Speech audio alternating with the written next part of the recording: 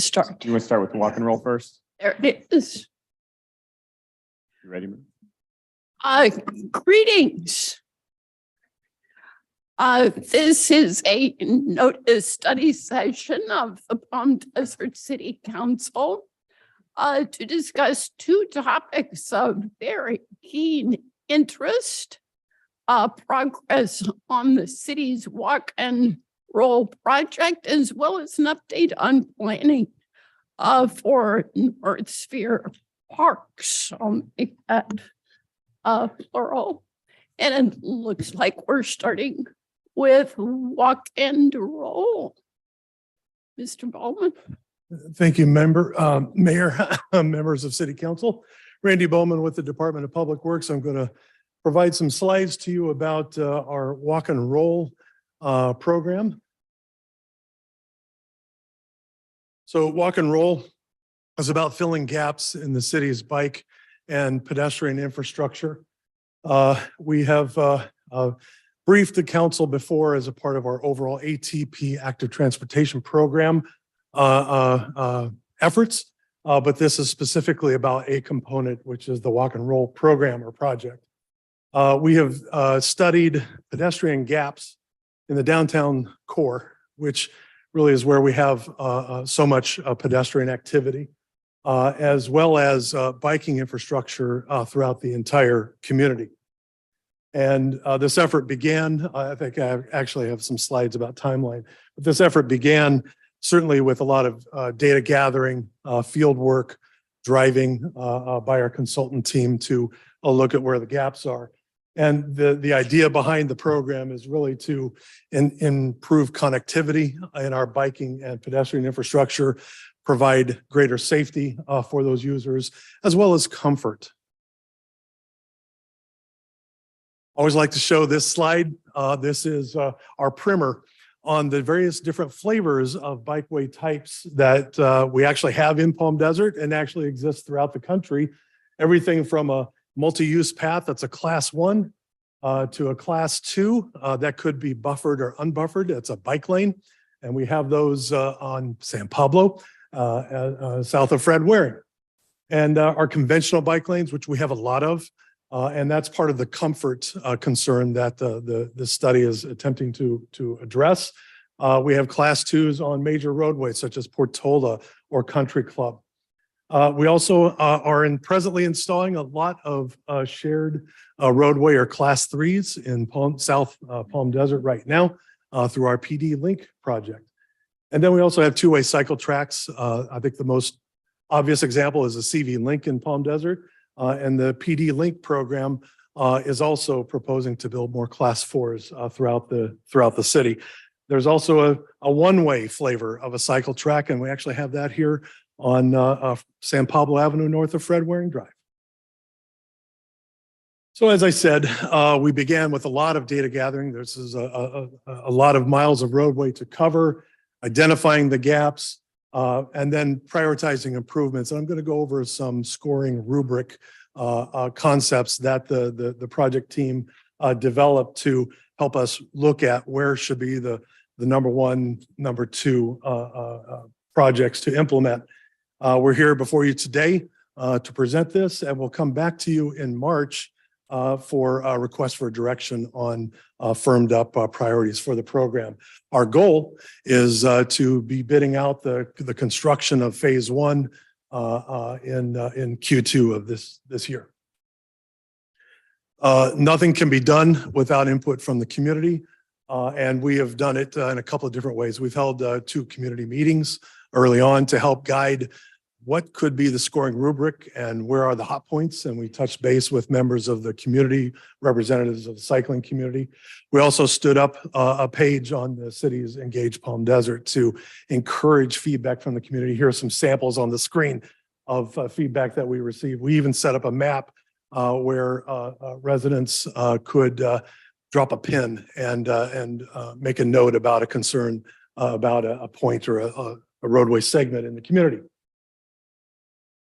So I'm first going to talk about the bicycle gap analysis. We've identified physical gaps where a bikeway ends and then it doesn't begin for a length of time. And that could be either at intersections or it could be along the length of a roadway.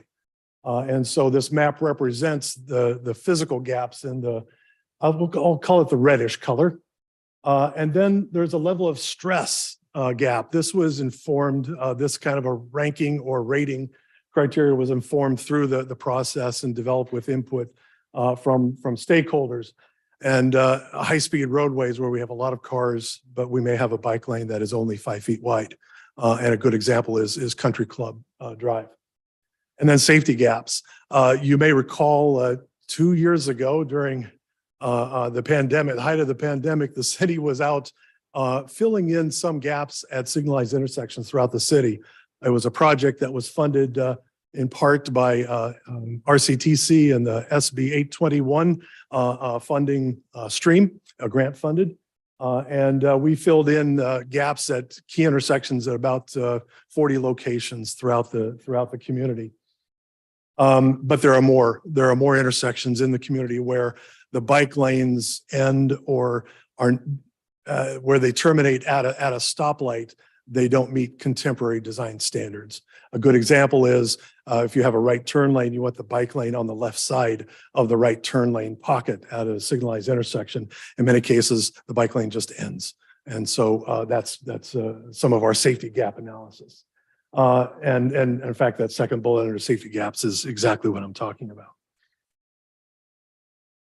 Then with respect to the pedestrian gap analysis, again, focusing on the central part of the city, key roadways where we see pedestrians walking in the roadway. There is either sidewalk on neither side of the roadway or on one side of the roadway, or it may be on one side, but there are gaps in the sidewalk. And what we have seen is that the city, as it has grown over the years, brought in some streets that were existing prior to annexation and simply were not sidewalked. And so there are many gaps throughout the older part of this community. We also looked at where we have segments or intersections with high collisions. We were informed by the city's local road safety plan effort that we did 3 years ago that helped inform where we have hot spots for pedestrian safety.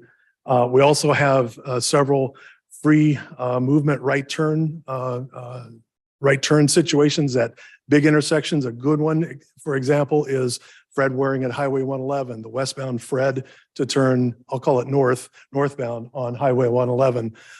We frequently see pedestrians darting across that island to make it safely to the side of the road. So those are some potential red hotspots for pedestrian safety. And of course, we just simply have some very large intersections in the community. So prioritization factors, connectivity, certainly, where do we have gaps and where do we have a lot of bikeway users, or where do we have a lot of pedestrians? The safety, again, being informed by looking at crashes and trends and what contributed to pedestrian crashes or bicycle crashes. The constructability. In some cases, as we are doing right now, it is very easy to put down a Sharrow lane marking on a shared route. But in some cases, adding a sidewalk behind the curb may result in perhaps right-of-way acquisition. It may result in relocating utilities, mailboxes, privately installed landscaping that is installed in the right-of-way. So constructability should be a factor to consider when prioritizing improvements. And then the ease of use, where the facility type and what does that facility serve, the bikeway facility or sidewalk facility? How easy is it to use? What do we have to do to make it usable to the users? Sorry for that soliloquy. So we have approached the walk and roll program thinking about implementing year by year. And on the screen is represented the first year of priority is Portola Avenue that has some gaps in the bike lanes, or simply the bike lane is very narrow. We would want to focus on having a continuous buffered as much as we could bike lane along the length of Portola Avenue. Again, a buffer is not a physical separation like CV Link. A buffer is striping that just pushes the motorist further away from the bike lane. Intersection connectivity, again, where we have signalized intersections that the bike lane just simply is missing at the intersection. We need to give guidance to those bikeway users. We foresee the ability to launch this project again in Q2 of this year. It could also include segments of Cook Street that bookend the recently completed Cook Street rehabilitation project from Frank Sinatra North and from Merle Drive South, as well as Gerald Ford west of Portola. Moving on, other roadways we took a hard look at include Country Club. I've used that as an example. El Dorado, Oasis Club, Tamarisk. And then those would be bikeway improvements, and then sidewalk improvement along Deanza Way and San Gorgonio Way, filling in gaps, making sure that pedestrians don't come to a dead end of a sidewalk mid-block. Moving further into the future, extending and improving the existing wide sidewalk along the west side of Monterey from Parkview down to Hahn Road, but making it more usable, as well as more class 3 shared roadways. And then toward the end of the 5-year CIP, we envision coming into today that the projects that probably are a little harder to implement because of the need to coordinate with property owners, the need to move landscaping, perhaps right-of-way acquisition, includes sidewalk on San Juan and Fairview Avenue as example.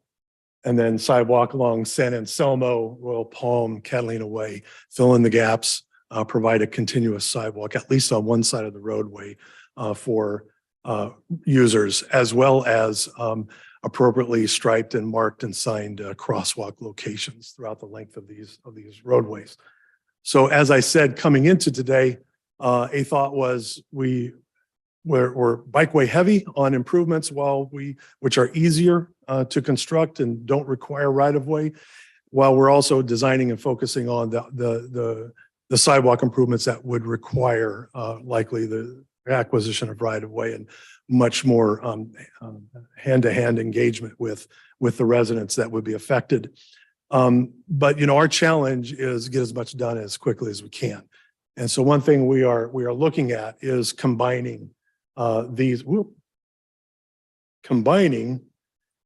various phases into larger chunks that we can put out to bid, put out to design as necessary, and have them done in larger chunks. So it's very likely with input from the council today, as well as in March, you'll see a more aggressively programmed project to fill in these gaps along roadways.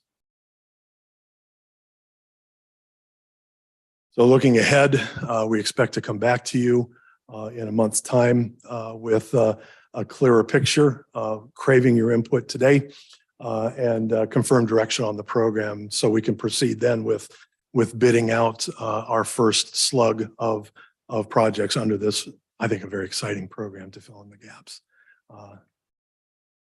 That's it for the slides. Happy to answer any questions.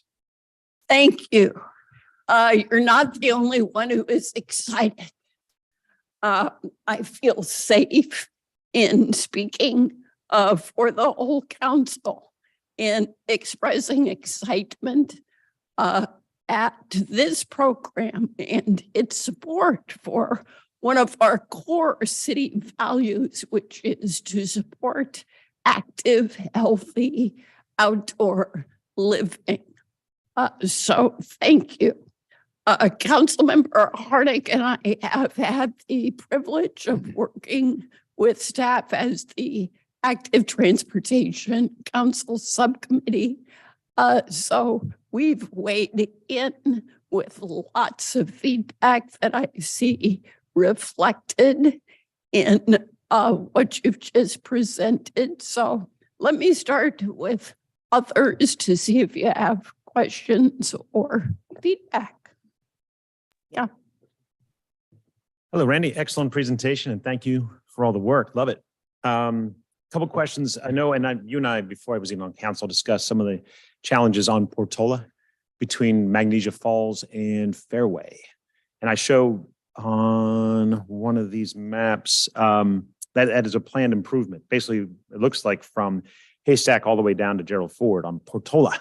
How do you plan to, is there a plan to address, how narrow it is in front of both schools, Washington Charter and Lincoln? And it looks like, you're planning bike lane improvements. Just want to know how that would happen. I'm looking forward to it. Just how? Sure. So we have the recently adopted by this city council, the CVAG active transportation design guidelines. That will certainly be an input into how we approach the design of pedestrian infrastructure or bikeway infrastructure. We have recommended minimum widths for, say, bike lanes. We have recommended minimum widths for through lanes for motor vehicles. We have recommended minimum widths for turn lanes at intersections. So it certainly is looking at and this is where we need the help from a consultant and a contractor. How much width do I have in any given block along Portola Avenue between the face of the curb and the edge of the gutter? And then how can I divide that up? And where we have opportunity to keep the minimums for motor vehicle safety and for bicycle safety, we want to add those buffers to the bike lanes. In some cases, it may not be able to be buffered. If you think about San Pablo Avenue south of Fred Waring, we maximize as much as we could the bike lane with buffers, but in some cases where we have pinch points in the roadway, we lose that buffer. We transition to a narrower, just a standard bike lane, but then we widen it out when we get past that pinch point. That is an accepted method to providing bicycle accommodation along roadways. We probably would see that on Portola Avenue where it's wide enough, we'll buffer a bike lane. But where it's not, we may have to just have a more standard type of bike lane. And I think that's a good thing that's in the ATP design guidelines from CVAG, is recognize a flexibility, and that many cities are faced with having to retrofit a bike and pedestrian accommodation into existing infrastructure. Councilmember Nastande. Yes, thank you, Mayor, and also thank you, subcommittee. This is a great endeavor, and to our staff. So yes, I'm very supportive of filling in the gaps, and not sure if this is even feasible, but the neighboring city of Indian Wells that we share part of the sidewalk. If you're coming from, say, City Hall, going down Fred Waring, heading to Indian Wells, once you cross Cook Street, you've got a nice sidewalk, but then all of a sudden it narrows, and then I think it becomes Indian Wells. But people still use it to walk, ride their bikes, and it seems like almost as if it's a death trap. Do you know where I'm talking about, Randy, that section? I think it's let's say, yeah, it's where the two cities corporation limits abut. I'm glad you brought up that I view it as an opportunity for us to interface and intersect with our neighboring communities. We have to do that, say, with Rancho Mirage on the CV Link, and because we share ownership of Parkview Drive. The situation is a little different in that we just simply stop our corporation limits on Cook Street, and then it's Indian Wells from there. But what we are doing with these projects, we're reaching out to our neighboring communities, sharing with them the city's intentions, and that sometimes that gives them an opportunity to collaborate with us. Other times it doesn't. But I'll use a second example: Portola Avenue, north of the Living Desert. We have shared ownership of the roadway with Indian Wells. And in that case, we have a commitment by Indian Wells to work with us on filling in the gaps on the bike lanes on the east side, the northbound lane of Portola Avenue. So we're using this program and these projects as an opportunity to link up with our neighboring communities. Thank you very much. Very politically stated. Any other questions? Yes, Mayor Pro Tem. Thank you, Madam Mayor. Okay, can you hear me? All right, that makes the difference. Thank you for a great presentation. This is excellent to be able to identify those gaps, and ultimately safety is foremost. We are the center of education. We know that means a lot of students are finding alternative transportation, and we want to be sure that they know we're looking ahead for them. And I want to thank you for the fact that I think as we talk about just putting up sidewalks, we're not considering or taking into account that would mean changing a lot of landscaping.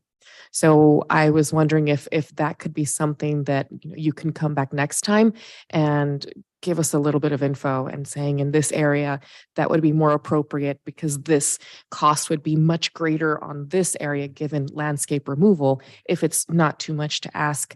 Another component would be, as you mentioned, some of these streets, the speed is very high. And in re-educating our motorists to slow down as they're sharing the road, is that somewhere where we could put, the flashing signs that indicate how fast they're going and maybe try to tame them down as they have a visual reminder to slow down. So that's my concern, that they're still not going to understand to share the road in places they're used to zipping through. Thank you. Thank you, Mayor Pro Tem. I think I can bring back in March some examples, some illustrations of some of the challenges the sidewalk projects will have.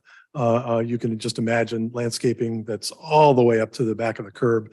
In many cases, a resident may not really understand that some of that is city public right of way, or in other cases, it may just be an easement because the city has various forms of rights to the public infrastructure.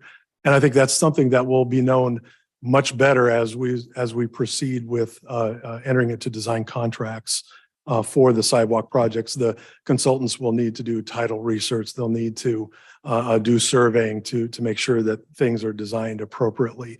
Before we go out to the community, we need to know who really owns that ground that's behind the curbs. But I think we can show some illustrations. And then with respect to the speed awareness signs or speed feedback signs, we like them. We like to install them. And we like to think that it helps remind motorists to obey the speed limit. And I think you'll see more of those installed as time goes on. There's another program that we are developing, a neighborhood traffic management plan. And a key component of that is how can we get better compliance with speed limits particularly on residential streets. Of course. My follow-up question is in regards to where you're saying sometimes the landscape is pushed all the way to the street. Would there be a likelihood, if it's an older development, that there's a wall that's pushed that close where it would require somebody to knock down a wall, not just rip out some living organism that's there? Yeah, I was just refreshing the routes as I was preparing the presentation with the help of our project manager.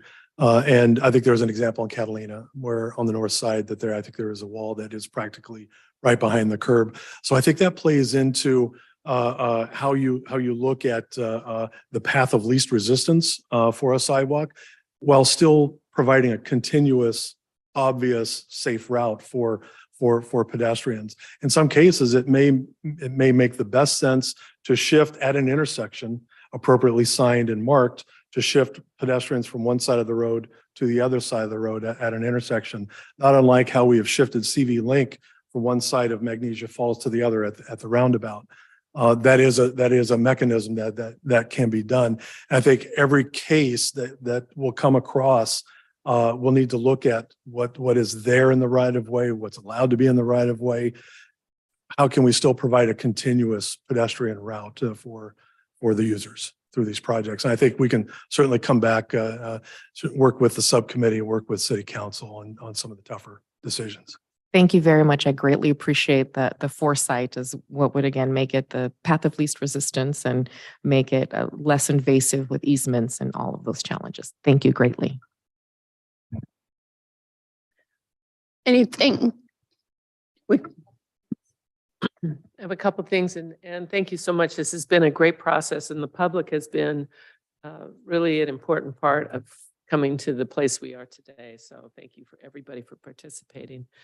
A couple of things. I just have to mention this. This morning, I was leaving City Council or City Hall. And there were two bikers, Lycra bikers, in the middle of San Pablo. Now, they have a bike track. They've got a class 4 bike track, and they're in the middle of the street. So I know there's nothing we can do about it. It's obvious that that was made for them, that bike track, and yet they chose to be in the middle of the street. So it's frustrating with all the work we put into protecting our bikers. It was not you. I would have pulled over and said something. But I can't understand when they have a protected place and they choose the street. So, and as many of you may know, I mean, I ride my bike, and I don't know why you wouldn't take the protected option. The other thing I wanted to mention is they are, and I'm sure you know this, they really are bumping up the funding now for planning through Go Human, through the Safe Routes to School. So hopefully we'll be able to address some of the issues that we heard Councilmember Truby talk about. And we do have to remember that though it's great for recreation, a lot of people use these bicycles and walking to get to work and to get to education. This is part of their lifestyle and the way they get around. So it's not just for fun and games, it's to achieve life goals. The other thing on Parkview, and you did mention that, and I know we have issues, we share that with another city. And I mentioned it to CVAG, and I think I included the city on the email, but it's important that we take a look at those arrows as Parkview stops at Monterey at college and gives direction. Those arrows are, and I've had a number of people comment on it. So I think it's really important that we take a look at that. And of course, I always think it's important, rather than going across 111, that we go under a bridge on the shoulder of CVWD land on that wash. I think that's a tremendous opportunity and a safe opportunity. So I know you've heard it from me before, but I had the opportunity, so I said it again. Thank you. Councilmember Nestande, are you hearing all of us okay? Yes, perfectly. Thank you for Excellent. asking. Just wanted to check. Yes. Yes. Okay, and Randy, just I did notice on one of the priority projects, bike lane improvements coming in 23, 24, El Dorado Drive, Tamarisk, Oasis Club. Are we going to have an opportunity to provide feedback on what those improvements look like, or have they already been chosen? Because as you may recall I'm one of those lycra-clad people, and sometimes, what the general public considers improvement, we might dispute. From my point of view, Oasis Club right now is pretty generous, for cyclists. So would an improvement, if somebody considers an improvement, taking it and putting, the bike lanes on one side of the road and making it two-way where you have then opposing traffic, whereas right now, to my mind, it's fairly safe with a nice wide lane. In other words, have those improvements already been decided, or will we as a council have some opportunities to provide input in the process? If council wants to provide that input, we will certainly come back to you with our analysis and perhaps even options if we think that there are reasonable options, feasible options. Terrific. And the good news, which I shared yesterday at our study session on goals, is that the small steps we've already implemented on Haystack are slowing people down sufficiently that some of the unreformed speedsters have complained. But as I said yesterday, when I've explained the reasons for the added stop signs, the needs of the neighborhood, everyone has been empathetic. So these steps do influence driver behavior. Thank you. Ready for parks?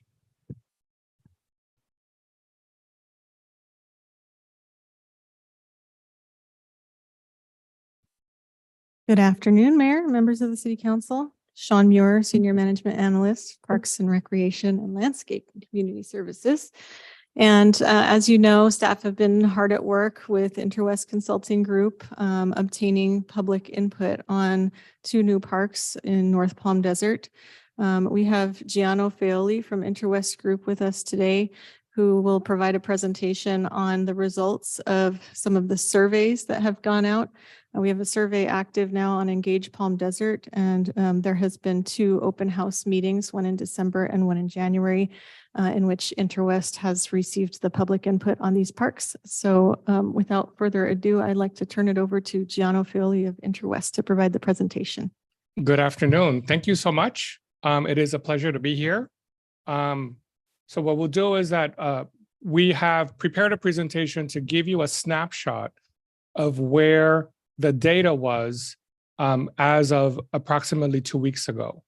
The idea is that the survey will remain on and accessible to all the residents, but we wanted to give you a sense of where the survey is right now and what kind of responses we have been getting. So starting off, we identified not only at the open house, we held 2 open houses, one in December and one in January. We had an attendance of approximately in total about 80 individuals. And online, we've received over 300 responses to our online survey. And what we've asked, the first question that we asked was the location for the regional sports park. We gave them 2 options, one closer to Portola along Frank Sinatra and one closer to College. And the majority of the individuals responded that they preferred the location closest to Portola, which we think is a smarter choice as well, because eventually it will have the access to the highway. Next. Eventually, we'll have access to what? North to the highway. Okay. When we looked at who responded, we realized that the majority of the respondents were year-round residents. There was a concern that maybe seasonal residents would be driving the decisions, but in fact, that's not the case. We have 88% of the respondents that say that they're year-round residents. They're generally mostly male, white, but they all live in that northern zip code, the 92211, that is corresponding to the North Palm Desert area. Next. When we looked at household profiles, we realized that the majority of the respondents were over the age of 40, typically living in a household of 2 individuals, 2 adults, and the majority of them did not have children. You see that response there at 57%. So that's something that sort of was a red flag for us, and we'll talk a lot about that a little bit later. But it's important to note that the majority of them were over the age of 40, adults and no children. Next. When we sort of inquired about frequency of use, the majority of the respondents identified that they would be visiting the parks with friends and with family. So it's more of a social sort of attribute. They approach the park as an important social component of their community engagement. And they said that they would visit the park mostly on a weekly basis, predominantly either on weekday mornings or on the weekends. So based on the data that we'll see a little bit later, we're assuming that some of these are mostly fitness routines that individuals are engaging in. Next. We also wanted to get a sense from the respondents what their motivating factors would be to visit the parks. And the majority of them responded that they wanted to go to the parks mostly for low impact activities, so walking and strolling and exercising. And the purpose for that was to get health and wellness, get an opportunity to get out of the house and provide some recreational opportunities. And then they also felt that parks were incredibly important in strengthening the community image overall. When we asked how often do parks become an important component of your fitness routines, you'll see that 77% of them said that absolutely parks are an important component of that fitness and wellness that they engage in. Beyond sports, we also wanted to find out what other types of programming and activities would be attractive to respondents, and the responses that we heard back were at the top of the list, the farmers market, opportunities for live music and food trucks, and maybe an antique or arts market as well. Next. Then we wanted to hone in on organized sports. And these were all just general questions before we actually got into the specific questions of the regional sports park. But we wanted to find out exactly how important organized sports were for the respondents.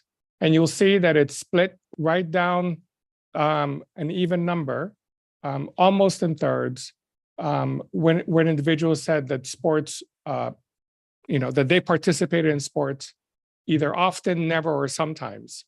So there really wasn't a strong leader in that category. But when we asked specifically what kind of organized sports the respondents wanted, the majority of them wanted pickleball, of course soccer, because we know that soccer is very popular, and there was some desire for basketball and disc golf. Disc golf was not something that we had initially anticipated, and we got really overwhelmed and bombarded with a lot of responses from residents wanting disc golf. A lot of them showed up to the open house and shared those desires and explained the needs to us. And the numbers show that it's among the higher choices, above football. Next. We also wanted to get a sense from the residents, what are the qualities and values that they expect when they look at the park? And the things that they came back of course, cleanliness, and of course, safety and lighting.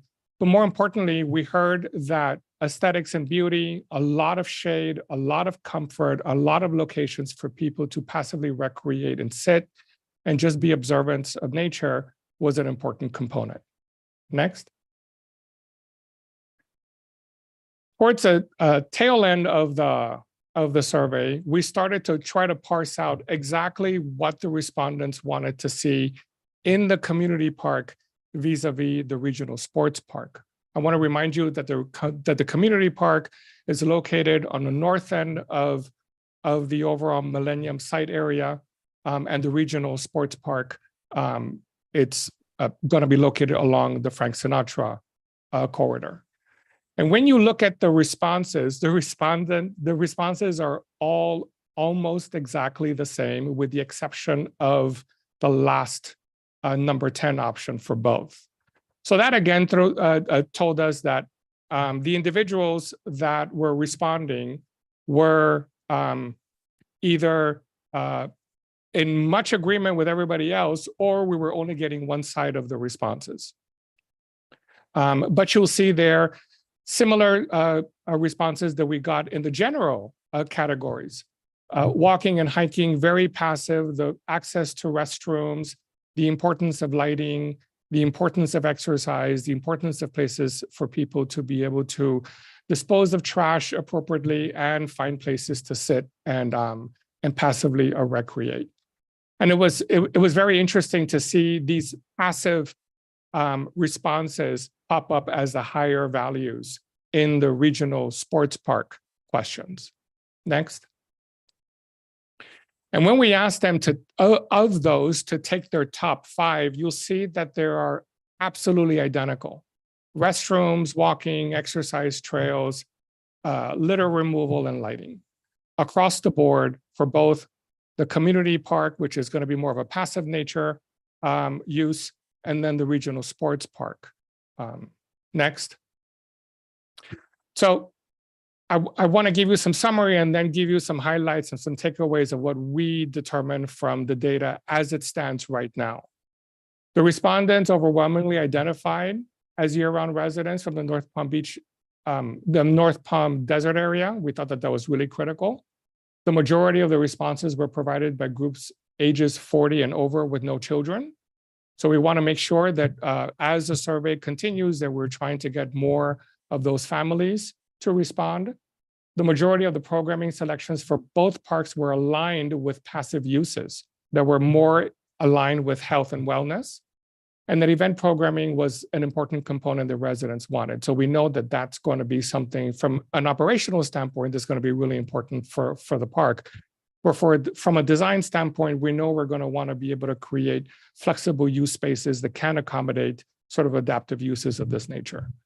Restrooms, cleanliness, and connected path networks were really important. We heard from a lot of people that they use their parks to go out and walk, get their morning walks or afternoon walks, walk with the family whenever, we had a lot of people that showed up at the open house tell us that they have grandchildren that come and visit. And when their grandchildren come and visit, one of the places that they always take them is to the parks, either to the children's play equipment or just to go sort of recreate with them there.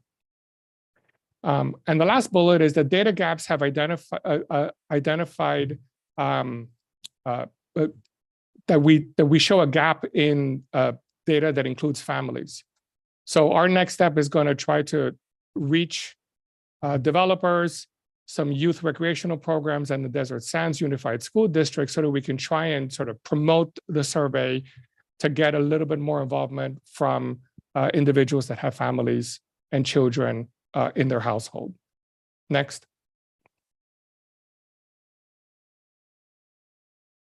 Next. There.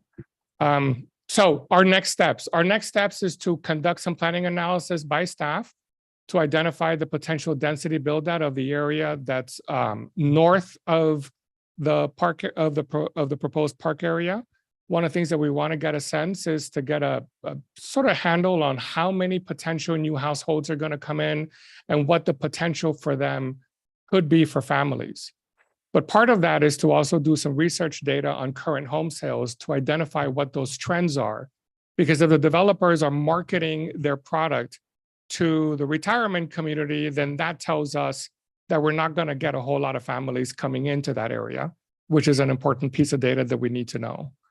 And the last piece of data that I think we want to collect is to do a little bit of research from the nearby college to find out if they are going to have some on-campus college residents and at what density. If they're not going to have on-campus residents, the likeliness is that some of those students might be either commuting from the overall area or potentially even renting closer to the campus. Next. So what we wanted to do was, at the request of staff, we wanted to be able to help staff identify different program components that could potentially be in these parks as an exercise to try to arrive at a potential cost. So when we looked at the community park, we of course looked at programming issues such as parking, open lawn areas, restrooms, children's play area. We heard from residents that they wanted a corner art plaza there, an exercise hub, and an opportunity for disc golf could occur there. When we looked at a regional sports park, we incorporated a lot of the top components that we heard from the residents, and then we added the potential for some of these these family-friendly program uses, such as a children's playground or a splash pad, opportunities for beach volleyball, additional courts, soccer and football fields, maybe an area for a much larger dog park than what currently exists in the Millennium area, just north of the park. So we wanted to sort of look at all of these as potential menu components to sort of arrive at what different configurations could occur in the park. Next. So when we looked specifically at the community park, we start to price out the different components that could fit there. In the Millennium Plan, it's identified as 27 acres. However, we know that number might be in flux. There's also a storm basin that might come in and might occupy some of that land. So a lot of these components, luckily, are scalable. So when we look at the overall cost for incorporating them, we are looking at providing walking paths, a lot of green areas, a lot of shade, the opportunity for the disc golf, a lot of park furnishings, and access and wayfinding, to a total cost of approximately $7 million. That's at a cost per acre of $269. $1,000, but we think that that's scalable depending on the number of components and the size of the components that you put in. Next.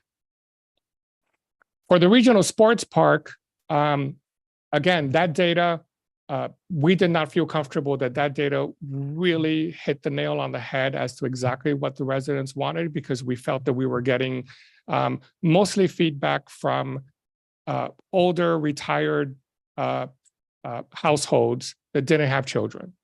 So in there, we were tasked with determining sort of a range of costs to sort of give you some bookends of what kind of costs you might be looking at. We also want to note that that range is dependent on how many components and elements are included in the final parks design. We are going to show you some test fit scenarios. I have to say these are not designs. These are simply just trying to figure out what can fit in the different areas that we are providing. And those are being provided so that we can talk about budget. Next. So starting on the lower end, we looked at a 30-acre parcel, sort of taking a 30-acre piece of land of the overall 170 acres of land that the city currently holds.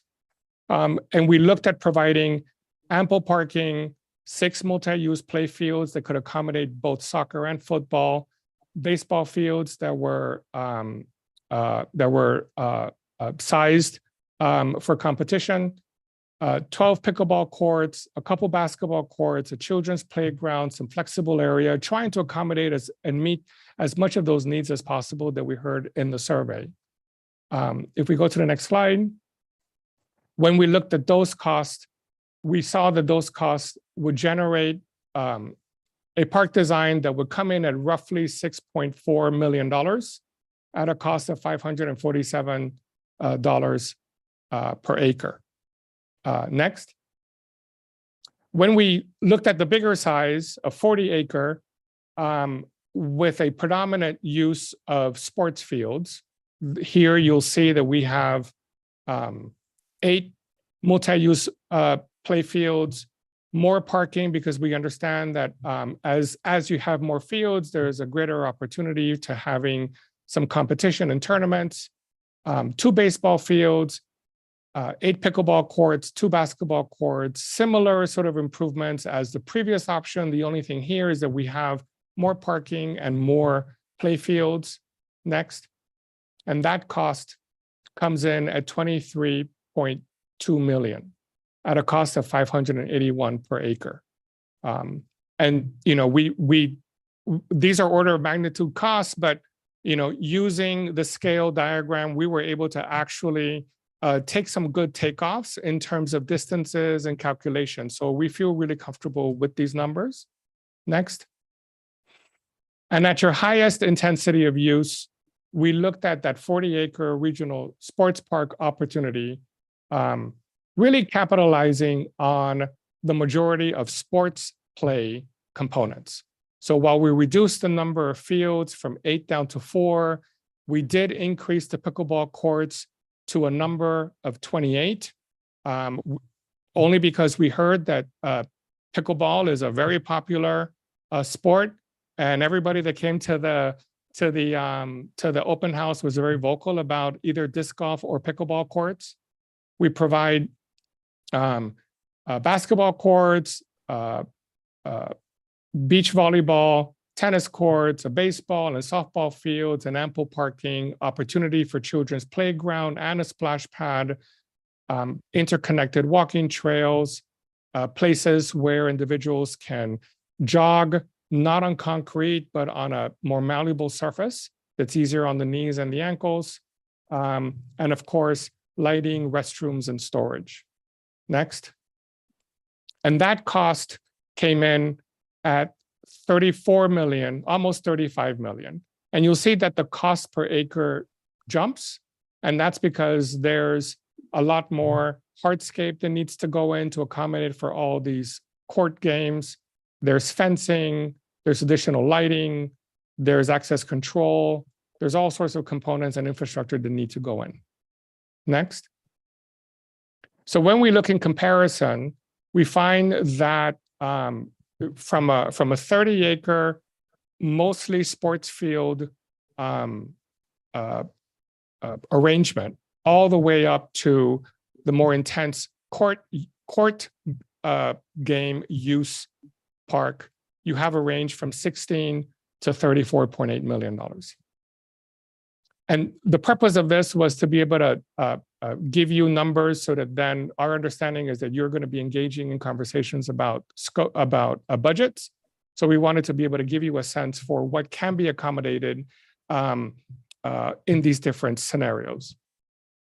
And that concludes my presentation. I'll be glad to answer any questions that you may have. Just to frame our questions, the first bullet point under next steps was a planning analysis informed by staff.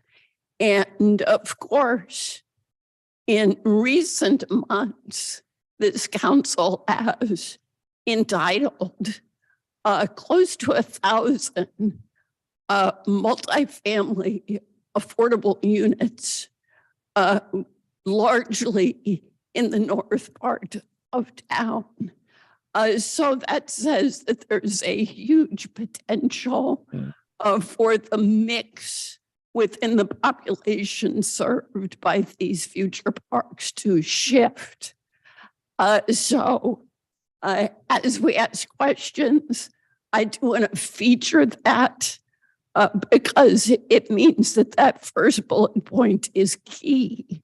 And in addition to spurring additional participation from families in the area, we have to think about the future users who aren't yet there. Questions, comments from council? Mayor Pro. Yes, thank you. Councilmember Nestante. Okay, my turn, or was it Mayor Pro Tem? It's your turn. It's my turn. Okay, well, thank you for the wonderful presentation and the different scenarios. And as you stated, that people under 40, people with families have been underrepresented, and the mayor just touched upon it as well. And so I wouldn't, as a council, want to make decisions based upon not having the complete demographic picture. And for example, while I don't know for sure, but my hunch is that the families and people under 40 maybe don't place as high a value on pickleball as the people that are over 50. Mm-hmm. And so I wouldn't want to overly develop pickleball at the expense of sports fields, for example. That's just one point I'd like to make. And then, as the mayor said, we're building many multifamily housing projects, and I'm looking at a lot of the homes getting built right now by developers for sale, and many of them are 2-story. And developers tend to not want 2-story if their market are the retirement crowd. So my guess is they probably have data for you that indicates they're building for families as well in that area. So those are just my comments and opinions. Thank you. Thank you. Mayor Pro Tem. Thank you, Madam Mayor. I completely concur with Councilmember Nestande that I would like to see a variety. It seems like some of these were kind of generic, like, oh, we could throw a lot of this and we could throw a lot of that, where I would like to honestly see more restrooms. I think that at a park, you can never have enough, and they need to be distributed to different areas. As somebody who's had little kids in the park, when suddenly you have to make that power run, it's not a wonderful experience. Yeah. You meant in one part I saw that you had 1.8 million allotted for storage and bathrooms. What kind of storage is that? Is it personal stuff like a locker so you can leave your stuff while you're playing basketball? Or is this the kind of storage that would be designated for folks if they were, to be an organized pickleball league, for example? Would they have storage for their equipment? So you will need storage capacity for all of the equipment, for all your games and your sports, your netting, balls, and equipment. But in addition to that, you also need to have a storage area, sort of I want to say almost like a public works yard, where you stockpile your soils and your clay and your different materials so that as the courts and the fields get used, you can very quickly replenish them. So that incorporated both that type of storage for the back of house operations, the storage of equipment, and the construction of restrooms. Thank you very much. I appreciate that. Also looking at the different requests from the community park versus the regional park, in looking at the schematics, it doesn't quite let us know, for example, if we were to decide that we would have food trucks, where would those be? Where would that be a great idea? Because here we know where we place them at this park. So I would appreciate in a future incarnation if we could have a few possibilities that would say this would be an area that would allow a farmer's market / food truck and a multi-use area for vehicular components for those activities. Thank you. Thank you.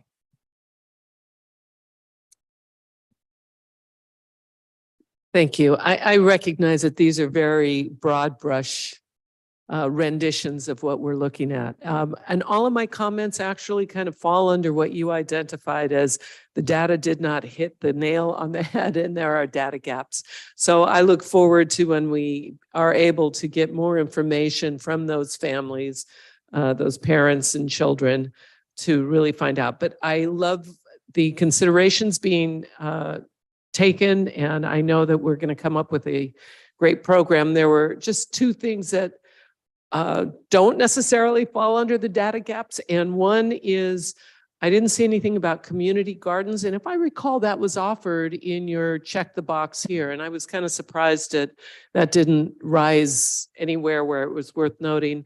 And the other thing is, I hope we're not going to be using plastic grass in our parks. Mm-mm. That's my comments. Anything? You don't have to force. Councilmember Harning, I didn't hear what you said. You hope we're not going to use, I missed that. Plastic grass. Yes. Plastic grass? Yes. Yes. Okay, great. But I appreciate the effort that's been made. We've come a long way, and I see the kind of really overreaching philosophy in where you're going, and I do appreciate it. Thank you. All right, excellent. This is Councilmember Tribby. Just I want to say thank you. It looks like you've made some progress on fleshing out more details since our last Parks and Rec meeting. So I really appreciate the updates here. And one thing I haven't seen much consideration given to yet is how this would fit in with our existing parks. The Civic Center, the needs that are already served here, what happens down in Freedom Park, and how this would fit into the whole ensemble of what we have for parks in the city. Is that important in your studies, or is this going to be considered a standalone? I mean, in other words, do you see much travel within the entire city from people going from South Palm Desert who might be using this park, or are you considering this to serve just the residents that'll be in the northern part of town? If that makes sense, hopefully. Sure. I think that the intention is to make this a destination park, not only for the residents on the north side of town, but something that complements the different uses that already exist. And one of the things that we've heard from the residents that came to the open house, for example, was that there is a very, very high demand on the sports fields, and that there seems to be moments where some individuals want to use the sports fields and they can't because it's already being reserved or occupied by other individuals. So there seems to be a big demand for that. So I think that it will complement the different parks in the overall area. I have a question and a challenge. One of the most popular uses here at Civic Center Regional Park is the barbecue areas. And particularly folks who might live in a multifamily context. Love those spaces for extended family gatherings, birthday parties, etc. I didn't see that on the list. Is that in the thinking? It is. We think that, I'm doing a park right now. It's a 30-acre park, and we're putting in 60 barbecue stands because it is something that we heard the residents were really wanting. We've seen how that really activates the park. It brings people over to the park. They come in droves, and they come with large family gatherings. It is an important sort of catalyst. So that is something that we thought as a furnishings package, we would have naturally already put into the park. I want to remind you, we're still super early in the process. These were not designs that we were doing. We were just trying to figure out what could actually fit within that 30 or 40 acre site and how that would have an impact on budget. But I think that as we iterate the process and as we refine designs, then you'll see a lot of these furnishing packages come your way, which are going to include the barbecue stands as well. Terrific. It was just such a given that it Yeah. wasn't there, but I wanted to make sure.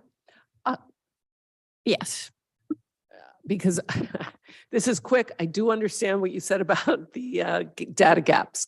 But I just have one thing, and it seems kind of obvious, but nonetheless, it wasn't mentioned. Have you used our Desert Recreation District as a resource for filling in those gaps? I can take that one, Gianno, if you don't mind. Yeah, sure. So as we mentioned, we've identified now the data gaps of, families with children and children who might participate in organized sports. So the next steps are going to be to set up stakeholder meetings. So we're looking at Desert Recreation District, YMCA, Boys and Girls Club, the school district, Desert Sands, and then all of the recreation leagues. So we have PDYSA for baseball and the youth soccer organization. We've even heard from organized pickleball and disc golf, and then dog parks as well. So even dog parks have organized groups that we'd like to meet with individually and obtain all of that feedback so that we're incorporating the full spectrum of the future residents there. And in addition to that, working on with planning on contacting the developers, are they marketing their homes to families or is it more of a retirement community, and making sure that we're aligned with the need that will be there. Thank you. I'll just wrap up with that challenge I promised. Councilmember Nestante, did you have something? Well, I took my hand down, but just real quick then, data on tennis versus pickleball. I know pickleball is all the rage right now, but we still do host the International Tennis Tournament. So I do want to keep tennis courts in the back of your mind. Which tees up my big challenge. When we built Civic Center Park, no one was playing pickleball. There will be a next big thing. So the challenge is, and this is your expertise, so I'm expecting you can meet the challenge, is to design some space which is flexible and adaptable and capable of serving Lord knows what, because we didn't see pickleball coming. So it is. Thank you. Thank Thank you. you. That concludes our study session. We're just a couple minutes tardy opening up the meeting for our closed session. So I'll proceed with that if that's acceptable. And then we'll be sure to get a break in before we start open session. So I will call to order of the February 16, 2023 meeting of the City Council Successor Agency to the Palm Desert Redevelopment Agency and Housing Authority. Our closed session topics have been noticed. We do have one request to speak to a closed session topic, Mr. Charles Benjamin. I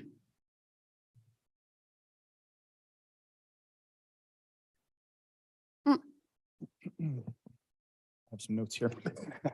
Could you identify the topic so that council members can determine potential need for recusal? Sure. This is in regards to the sale of 45656 Mountain View Avenue. Okay, then I will recuse myself because of the proximity to my home.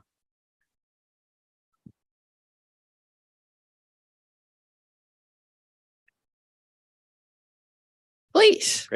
Good afternoon, esteemed members of the City Council. My name is Charles Benjamin, and I'm here to speak to you about the sale. Could you get the microphone closer to your mouth? Does that work? Much better. Try to speak up. No worries.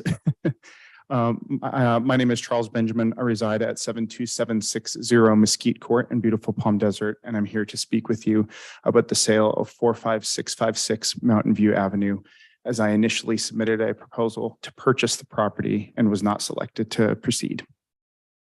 I would like to note that before anything, that speaking with you today comes from no place of frustration for not being included in the decision process and is solely for my concern for this distinctive home. I would also like to recognize Ms. Glickman and the entire staff-led selection committee for their efforts navigating the Surplus Land Act process, and also to all city employees for the efforts they do in supporting this community. Regarding the sale of the Mountain View Avenue property, it was my impression that when the home was willed to Palm Desert, it was under the premise the city was to serve as a liaison for the preservation and protection of the property. However, in regards to the parties being considered, it does not seem, based on any information that I was able to research, that either party holds intention for true historic stewardship of this home. As Fidelis Advisors is a property developer based in San Diego with a history of mixed-use housing initiatives, Mr. Yinger, a real estate agent from Palm Springs, and Ms. Gage, a designer of vacation rental homes in San Diego, the contenders do not bode well for the longevity of this historical piece of architecture being a fixture to this community, with their intentions seemingly more like a flip vacation rental or other type of investment. As a local Palm Desert resident with a great deal of love and passion for this city, my entire proposal was built on the premise that this home should be made a fixture for all residents and be included as a pivotal piece to the city's architecture and history for decades to come. In addition to having the backing of members of the Palm Desert Historical Society, this proposal was submitted from the beginning as a single-family homeowner with a lifetime intention to own, and not as any type of investment or property development. Both my initial proposal as well as the supplemental questionnaire were outlined a definitive plan of how I intend to include the community and open this home to the public in every possible way. While I can't rule out that some of these items may have also been included with the other applicants, I find it hard to come to terms with the fact that it is highly unlikely that my innovative approach for inclusion for all of Palm Desert was matched by any other. Taking all this into account within closed session today, I implore you to ask yourselves why two parties who are assumably more invested in a transactional flip of this property are being considered, instead of one that has included thorough planning and a comprehensive historic preservation approach to the community for enrichment from the very beginning. I thank you for your time and appreciate all that you do to impart your help on this community. Thank you very much. Any other public comment? We will adjourn to closed session.